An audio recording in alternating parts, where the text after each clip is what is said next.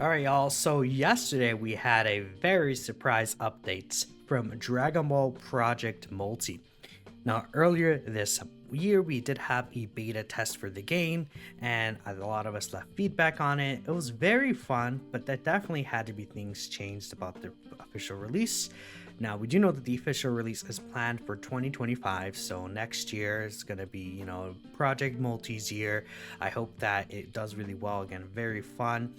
From what I've heard in this update with our feedback and what they're going to be changing for the future Project Multi, there are some pretty good changes. We're going to discuss exactly what those changes are, of course, and talk about how it looks like for the game in the future. Again, I'm sure as we get closer to release, we'll get more and more character reveals potentially. We'll get more information about different modes coming to the full game. I'm very excited, honestly, and I definitely will be covering stuff on the channel once it actually releases. But that was so fun when it actually first came out. Anyways, without further ado, let's just actually hop right into it. Now, if we go on the actual link with the news update, it says Dragon Ball Project Multi regional beta testing and beyond. Let's start off by thanking all of those who have participated in the beta test. And if you guys did participate in the beta test, let me know in the comments below what you think about this update too. With all the in-game and out-of-game feedback we received, there's loads to work on. In this letter, we would like to explain a few of our design philosophies, as well as the direction Project Multi will be going towards its release. But let us preface this letter by saying it's going to be pretty long, is what they're going to say. So, if you want to go ahead and grab your snacks and everything like that, feel free to do so and come back, of course, here. Now, the original intent of Project Multi was to provide the experience of free control of your beloved Dragon Ball characters, wherever, whoever, and whenever, as they say, through the team-focused multiplayer game for the first time in the franchise. They aim to create a game where a fun competition can be had between most players, even if there is a gap in skills. Deep understanding of the game and practice will serve you well, but swaying game elements will ensure that each round will play out differently from the last. Now, what I will say with that is kinda at the, this is their intent, but with the Great Apes in mind, usually you get the Great Ape, you kinda win, and I'm sure they are aware of that feedback, but we'll get into that. All of that in roughly 10 minutes for a satisfying experience without overstaying the welcome. The test was to ensure the above values could be properly felt, as well as other fidelities, including but not limited to network stress and in-game balancing. With that in mind, our conclusions for the 2 weeks test are as follows. Then they list some positive and negatives here. Positives: high interest in future hero characters. I think, overall, system was pretty decent. The shop was not really too great though. General rules are not too confusing and easy to get into. Actually, one other thing I would say about the hero characters is I think defensive types played a little too well-rounded, right? I think offensive types, I don't know, the defensive and even technical types should do less damage personally. General rules, again, are not too confusing, easy to get into. I agree. Ease of control. Network latency was not detrimental. And yeah, I would say that if there's one thing about it, I never had a situation where I'm like, oh my god, lag's ruining this. Oh, this lag isn't making it not fun. Even in Sparking Zero, there's latency issues. And obviously Sparking Zero is going to be a game that will require more resources and stuff like that. But this game, even if it was multiple players, did pretty well for the most part. Now, there's sometimes bots in the lobbies too, but I still think that it did pretty good for that. Asymmetric values in that diminish the world of Dragon Ball.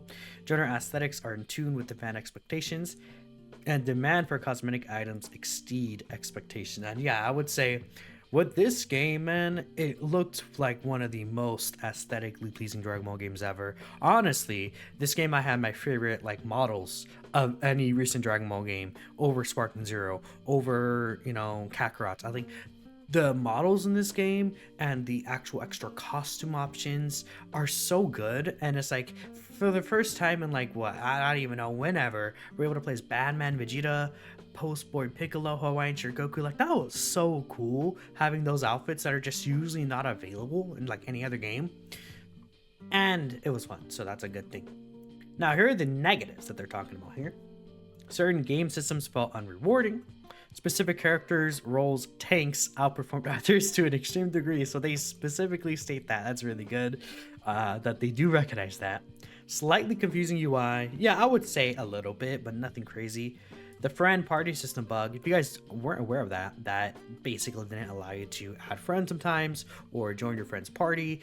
It's very annoying. At a point, like early on, it took like half an hour to an hour to join a friend's party. It was really bad. Lacking mobile tailored interface. I didn't play mobile, so I wasn't sure of that. Crashes in high temperature hardware and mobile. I did hear people's phones overheated really badly. Too many bots. Yes, there's a lot of bots. Not enough difference between rounds to warrant long-term replayability. And yes, again, it really came down to grade 8. Get the grade 8, you're good. 9 out of 10 times, right? Our intention is to further strengthen the positives and solve the negatives to provide the experience we originally envisioned. At the same time, we hope to keep expectations of what to come at a realistic level to not cause any disappointments. So here are the major changes that are going to be made. Please note that not all these changes and fixes are set in stone, as they say. Discussions and planning are still being made, and details of our plans will be expanded on in the coming months through the official channels. And again, this is so good that they're giving us so much information. This is so clear. This is what every dev team should be like, honestly. Now, with that, here are some of the major changes, and they have 4 big things: Great Apes, matchmaking, hero characters, and game rules. I mean, Grade 8 being its own thing, that tells you. The original objective of the Grade 8 was to up the ante to accelerate the game and provide a chance for either team to win. Both objectives were accomplished, but the latter came at a detriment for the majority of players. As was our original design philosophy, the Grade 8 will still maintain its function to encourage a climactic end of the round, but the boon it provided to its defeaters will be moved entirely. So I assume, like, but the boon, right? What happens is when you win the Great Ape, like, you end up getting both Xenos to help at the same time, and then it just gets so really like a lot, right?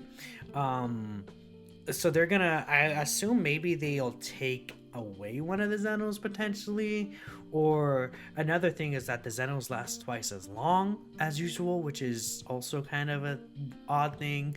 Maybe they take away either one of those things could be interesting. I think another thing, just besides this, that's not obviously named or listed here from what it looks like, at least right now, the dragon shell, like, once it's broken, it's done. Maybe if there's some way that the dragon shell can like heal itself, could be interesting, right? So that's like the Xenos break it, but then if you are really good at defending, you can still regain the dragon shell. The dragon shell is also extremely easy to break too, so that's another thing. Matchmaking. In order to pleasantly continue playing multiplayer games, it is essential to shorten matchmaking and loading time. Let us admit that we overdid the tuning for this beta test, forcing the game client to instantly give up when looking for other players to match. This is simply our mistake, and although bots will not disappear entirely, matchmaking will be made better by launch. So they basically are like, hey, we messed up, and I love that. Like, obviously it's not good to mess up, but it's good that they acknowledge it and they're like, we're actually working on fixing that. That's our bad. Thank you guys for the feedback. I think that's great, being open about it, right?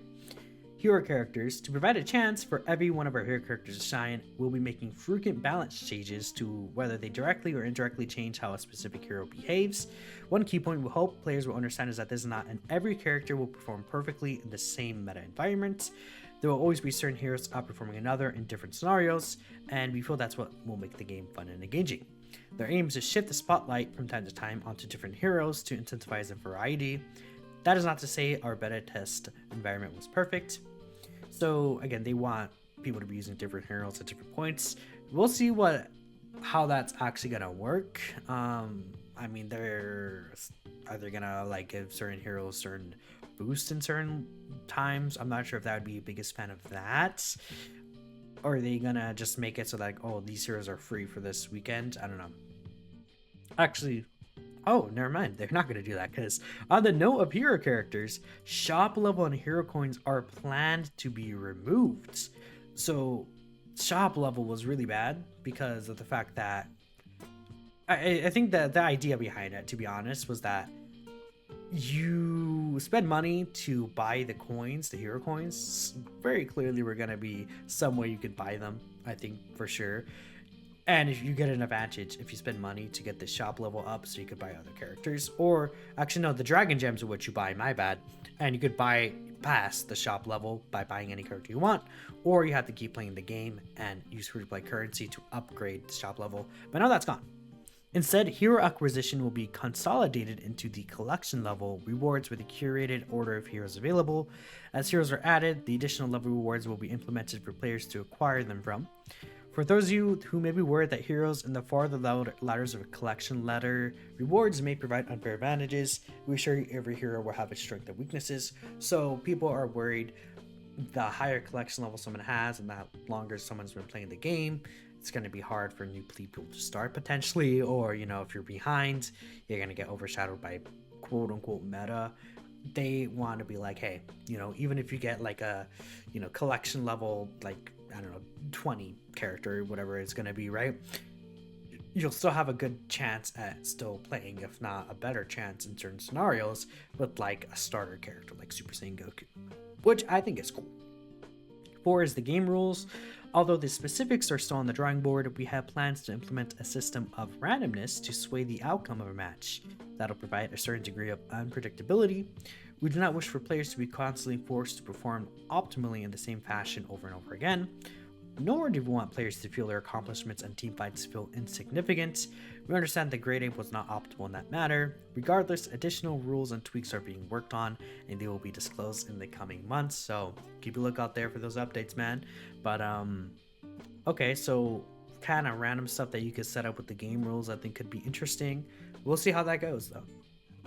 Conclusion is our priority remains to provide a long-term fun for all of the fans of Dragon Ball through Project Multi. Although many of the designs listed may change at launch, right? Again, keep in mind this is not all set in stone. We will put our effort to maintain transparency. Again, any updates like this is massively appreciated because, oh my goodness, so much good information. Everything was really useful to read. So our players understand our intent behind the gameplay changes, and then any feedback will be appreciated. We look forward to seeing you all on the battlefield again. Signing off, the Dragon Ball Project Multi Development and Management Team. So again, to that team, man, great update. I absolutely loved this. Transparency, clarity is so great, and I'm sure if there's going to be any other additions or changes to this, they will let us know. Beta test was great. I think the game is going to be really fun when it releases officially. Obviously the beta test is free. I don't know if the game itself will cost anything. I think that it's gonna probably be a free-to-play game where you can buy the Dragon Gem still. I assume the capsule opening will still be the same, where you can get like cosmetics and stuff, and obviously if you're gonna buy more Dragon Gems, you're gonna be able to get more cosmetics. Other than that, I don't really think the Dragon Gems are gonna be anything crazy. I guess with Dragon Gems, you could probably still bypass what is called the collection level, which, I don't know if there's gonna be kind of like, I assume there's still gonna be some restrictions. Like if it's like Super Saiyan 4 Gogeta you can get in the collection level, I assume that you might have to work to actually get him, but who knows, right? We'll see how exactly this works. They give us a very, not vague, it's like clear, but it's like a general idea still, because it's obviously still in development. We'll have to wait until we get an exact look at it in game. But let me know what you guys are thinking about this. Really good updates, and that's all for me. Thanks all for watching, of course, and I'll catch you all next time.